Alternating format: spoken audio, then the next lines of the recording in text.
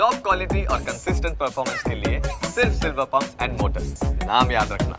हाल नवरात्रीનો પર્વ ચાલી રહ્યો છે। રાજકોટ શહેરમાં ઠેર ઠેર નવરાત્રી મહોત્સવ ઉજવાઈ રહ્યો છે, ત્યારે શહેરના બજરંગ ગરબી મંડળ દ્વારા સળગતી ઈંઢોળી રાસ રજૂ કરવામાં આવ્યો હતો। તો સામાન્ય રીતે સળગતી વસ્તુ જો શરીરની નજીક પણ આવી જાય તો પણ દાઝી જવાતું હોય છે।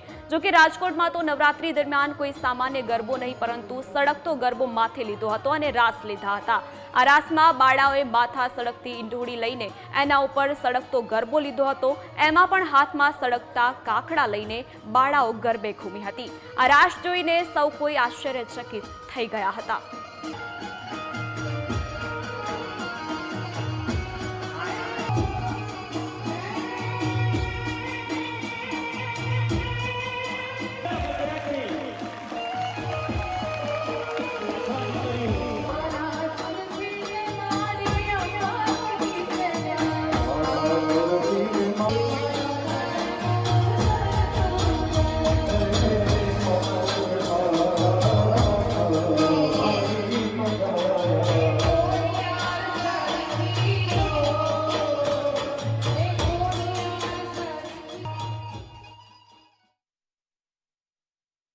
બજરંગ ગરબી મંડળનો એક ખાસ એટલે તમે એમ કહો કે રાસ એવો છે કે સળગતી ઈંઢોળી, જેમાં ઈંઢોણી હોય છે, ઉપર ગરબો હોય છે, એની ઉપર ઈંઢોણી, હાથમાં બે મસાલ, એ બહુ ખાસ કરીને અમારો એક પ્રખ્યાત રાસ છે।